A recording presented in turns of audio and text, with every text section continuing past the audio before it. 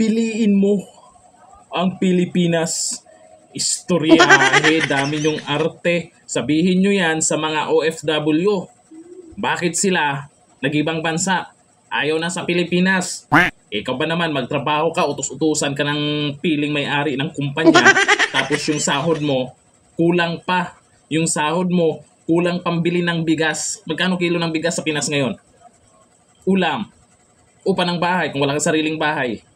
Tapos ngayon sabihin nyo, piliin ang Pilipinas. Masama sa Pilipinas, pag nagsikap ka at sinuwerte ka, pag kumita ka at umangat ka, masama ka sa kapitbahay. Oo, ganun sa Pilipinas. Nagagalit sila. Bawal yumaman. Sana all. Bawal magpayaman. Tapos, pag pumasok ka sa trabaho, yung mga katrabaho mo, piling may-ari ng kumpanya, makapag-utos, piling tagapagmana ng kumpanya, Sana parehas lang naman kayo ng sinasahod. Yung inuuwi nyong sahod ay kulang pa. Kulang pa pambili ng bigas. Kaya yung iba, naghanap na ng paraan paano makalayas sa Pinas.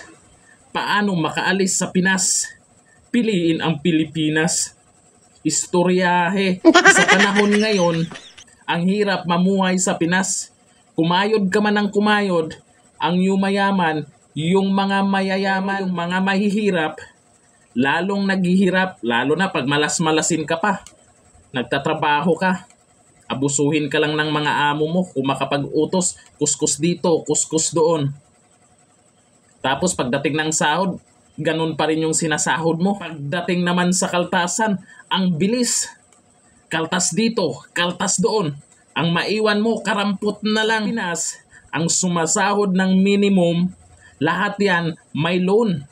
Loan sa SS, loan sa company, loan sa pag-ibig. Sana all. Pagdating ng sahod, bayad utang o kulang pa pambayad ng utang. Kaya habang tumatagal dito sa Pinas, lubog ka na sa utang. Ganon ang realidad sa Pinas. Kaya yung sinasabi nyo, piliin mo ang Pilipinas.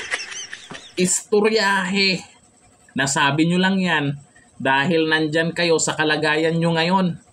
Paano naman yung mga mahihirap ngayon na nagsikap?